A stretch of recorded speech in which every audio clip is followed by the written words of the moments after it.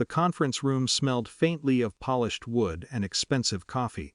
My father liked rooms like this. Quiet, controlled spaces where conversations moved slowly and everyone knew their place in the hierarchy. I had been sitting near the far end of the table for about 10 minutes when the introductions began. The meeting was between my father and two potential investors for one of his distribution projects. I wasn't technically part of the meeting, just someone who had come along after being invited to dinner later. My sister sat beside him, perfectly composed in a dark blazer, smiling in that way she had learned during business school, warm but strategic. When one of the investors asked about family, my father gestured lightly toward us. "This is my daughter," he said, nodding toward my sister. "She helps with some of the company operations." My sister leaned forward politely and shook hands. Then his hand moved vaguely in my direction. "And that's my other daughter." The investor looked toward me. "What do you do?" he asked.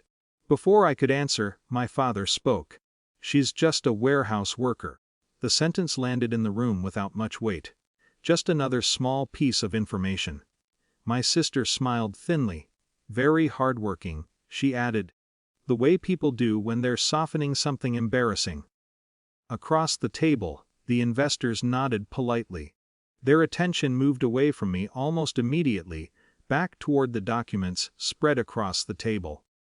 I didn't correct him. For a moment I watched the pattern unfold exactly the way it always had.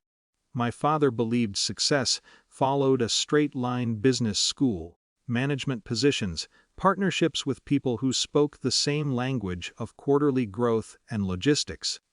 I had never followed that line. Years earlier, when I took a job working in a fulfillment warehouse, he assumed I had simply drifted off course. He wasn't entirely wrong. The warehouse job had been real. But it had never been the whole story. The meeting continued around me. Charts appeared on the screen at the front of the room, discussions about supply chains and regional markets filling the air. I listened quietly. From the corner of my eye, I noticed a television mounted on the wall behind the investors. It had been muted earlier, showing a financial news channel that most people in the room ignored. The program shifted while the meeting continued. A banner appeared across the bottom of the screen. One of the investors noticed first. He glanced over my shoulder and frowned slightly. "Excuse me," he said, interrupting my father mid-sentence. My father paused. "What is it?" The investor pointed toward the television. The sound was still muted, but the caption scrolling across the screen was impossible to miss. "METHH War CEW East BLL $1 CEO. A photograph appeared beside the headline. My photograph. The room went quiet. For a few seconds no one said anything. The anchor on the screen spoke animatedly while graphics displayed company valuations, product launches, and growth projections. The company name filled the bottom corner of the broadcast. A company I had started 5 years earlier with 2 engineers and a prototype built inside a rented storage unit. The same storage unit that sat behind the warehouse where I worked nights packing shipments. I looked up at the television. Not surprised. The news segment had been scheduled that morning. My sister turned slowly in her chair. Her eyes moved from the screen to my face and back again. "That's," she began, then stopped. One of the investors leaned forward. "Is that you?" I nodded. My father hadn't moved. His gaze remained fixed on the television as the anchor described the company's latest valuation milestone. $1 billion. The number floated across the screen in clean white letters. Finally, one of the investors cleared his throat. "You're the CEO?" "Wes!" The word felt strangely small in the quiet room. Across the table, the investors looked at each other with the same expression people wear when a situation suddenly rearranges itself. My father turned toward me slowly. "You never mentioned this?" he said.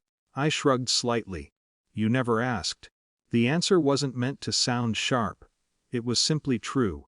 For a moment the room felt suspended between two different realities, one built from the assumptions my father had carried for years, and another unfolding quietly on the television behind him. The investors began asking questions almost immediately. About the company, about the technology platform, about future expansion. The conversation shifted without effort, like a river finding a new channel. I answered calmly. The warehouse job eventually came up again when someone asked about my background. Yes, I said. I worked there for 3 years. My sister frowned. Why? Because it helped me understand the problem we were solving: logistics inefficiencies, inventory bottlenecks, systems that couldn't scale properly. Every night shift in that warehouse had given me data the business world couldn't see from conference rooms. The meeting ended 20 minutes later. The investors shook my hand when they left. One of them asked if I would consider speaking at a technology summit his firm sponsored. I said I would think about it. My father remained in his chair long after the door closed. The television continued playing financial news quietly in the background. "You could have told us," he said finally. I considered the sentence. Maybe I could have. But the truth was that I had stopped trying to explain my path a long time ago. Some journeys only make sense once they're finished. I stood, straightened my jacket, and headed for the door. Behind me, the television anchor was already moving on to the next story.